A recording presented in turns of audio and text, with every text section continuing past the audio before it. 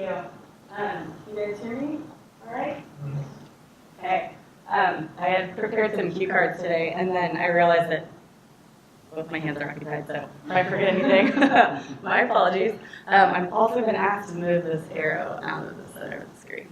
Okay, so let's talk about consumers. How are we doing in terms of wellness in America?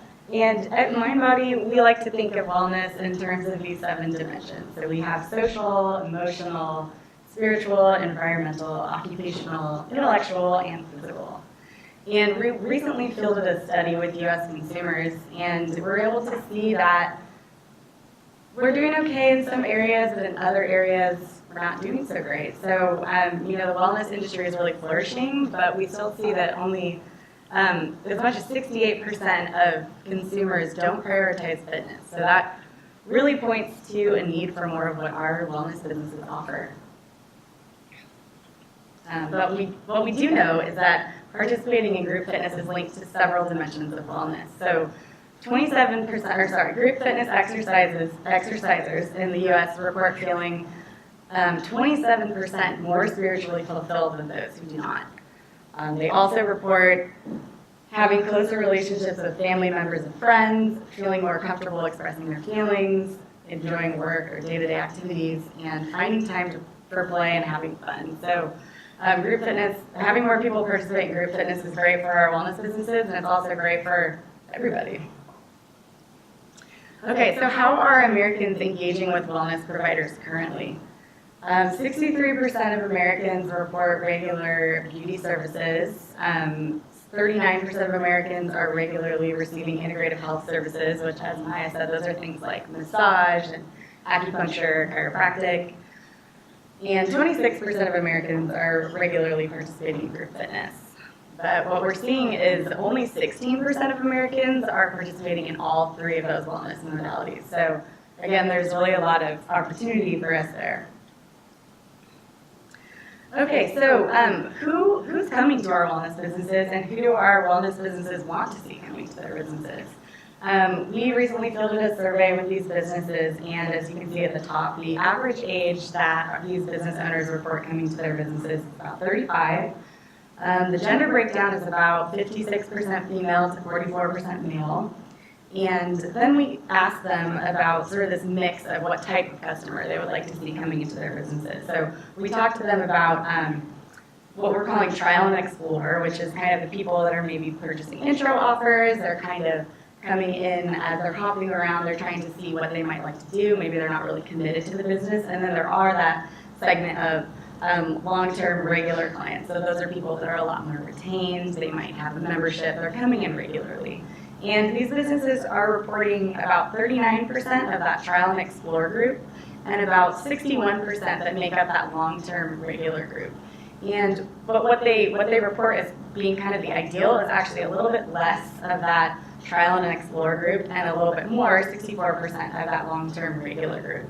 And we've also broken it out by fitness, beauty, and integrative health. So it's a little bit, it fluctuates a little bit across the different industries, but one of the things to keep in mind here is that if you're looking to develop any type of marketing solution, it's not necessarily a one-size-fits-all. People see it healthy to have a mix of different types of clients, and it's going to be different from business to business. Okay, so how are wellness businesses growing their client bases? Well, we saw about 6% are currently not focused on growing their client base, but most businesses are. 39% of businesses really focus on referrals from their existing customers as a really effective way to grow their client base. And 55% of businesses are acquiring new customers through marketing and advertising. So there's a lot of hunger for great marketing and advertising tools. We can also think about how might we help elicit those referrals from current customer or current clients, as we know that's a really effective way to get people to come into businesses. Okay, so when we think about developing for our consumers, it's often really helpful to look at who is already in that user group, who is already really active in that wellness sphere. If you're developing for a business, it's still really useful to think about who they're trying to attract, who's coming into their businesses. So one way we can do that is by looking at this data that we've kind of collected from people who use the MindBody app. So I'm just going to go through some of these stats. The average age of the MindBody app user is 40, so about 65% of users are in the 25 to 45 years of age. Income, MindBody app users have a really high annual household income at $110,000 a year. That's about twice the U.S. median income, so it's pretty high. Approximately 50% of app users are married. 88% of app users are female, so there's a lot of women on the MindBody app. About 58% of MindBody app users own a fitness tracker, and 74% of MindBody app users have no children under 18 living in their household. So this is really helpful to just gain an understanding of who is in that user group, who is using the MindBody app. But conversely, you could also say, like, okay, well, I want to go after the people that aren't using the MindBody app. I want to go after the people that aren't there. So to me, maybe one of the first places I would look is like, hey, where are all the men? There are only 12% of the app users are men. So, you know, how might we get more men in that user group? Okay, and the last thing I'm going to talk to you guys about is wellness spending across the U.S. consumer segments. And this data is all self-reported. It's all spend on service providers per month, and it doesn't include anything like yoga pants or running shoes or equipment or anything like that. So across the general U.S. consumer, you see that they're spending about $87 a month. And when you move to people that are working out once a week or more, it jumps up to $102 a month. And when you look at consumers who are attending group fitness once a week or more, it about doubles the national average at $172 a month. And then when you look at monthly active users of the MindBody app, it actually triples the U.S. national average. So they're spending $277 a month, and $277 a month. And what's interesting to me is that while we really think of these app users as being really into fitness, you can see there's also a lot of spend in the beauty and integrative health area. And just, yeah, participating in group fitness really correlates to the higher spending across all these modalities. So again, a lot of opportunity here, a lot of spend happening. And then I think we're going to take questions for about 5 minutes before we jump into the next segment of this talk. Yeah, we have some time for questions. If you guys have questions while we set up our panelists. So, yes. I had a question related to the trial and explore versus long term. Can you explain a little bit more? I thought it seemed high that this fitness business owners want about 35% of their customers to be trial and explore, or I think wouldn't they want a lot more of their customers to be Committed full time. Yeah, I think one thing that we do know is that, you know, there's different segments of consumers, and there's different profiles that a consumer will have. Like, we see people that are really interested in like programs like ClassPass, where they can dabble and try different things, or maybe have like a set of businesses that they visit on a regular basis. And so I think savvy business owners know that I have to have a mix of different pricing options and categories to bring in the right consumers. Another thing is, like, there's always turnover, so you're always going to have to find new people to bring them in the door, and those kind of trial and explore options are a great way to supplement that. So I think just being savvy about pricing, knowing that different consumers will want certain things customized for them, and also like this need to continue filling your acquisition funnel. Yes? 2 questions.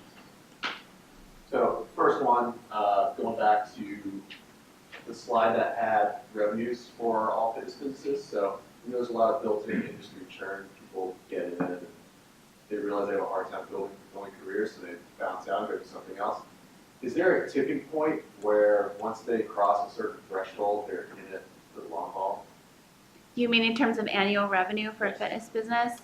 That's a great question. I think it's going to be tricky to answer just because of it's so regionally specific. Like, those annual revenues, the things that we shared are averaged, but you know how much money a business in Denver versus like Bozeman, Montana needs to make in order to to reach that threshold. There may be some relative percentages, like if my rent, my payroll is above a certain threshold or something like that. I don't have that off the top of my head, but it's a great question. Could be tricky to answer because it could be so dependent on all these different dimensions. Great, and second question, going back to the marketing slide, breaking down, I guess, where business owners were spending their time to acquire customers. Yes, that one. So we could see all businesses, 39%,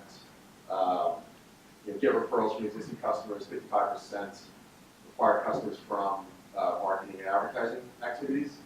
But I'm curious, what percentage of those customers come from referrals versus come from advertising? What percentage of what customers? What percentage of like new leads for a fitness business come from referrals?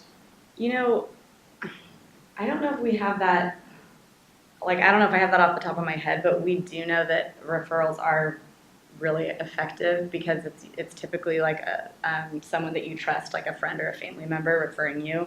And we've seen that businesses really see a lot of value in getting customer referrals. Yeah, that's my hunch too. I'm just curious if the data. Yeah, we may be able to pull that data out of a different study or source because we do attribution tracking in MindBody, and I'm pretty sure I remember us looking specifically at those, like where are customers coming in and where have they been attributed to.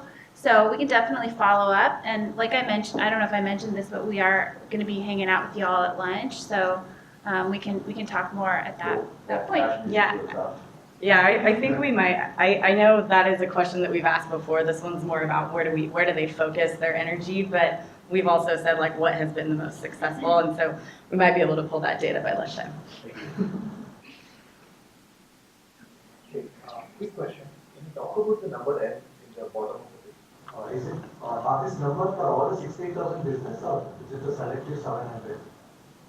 So the sample here was actually it's wellness businesses, beauty, fitness, and integrated health businesses in the U.S.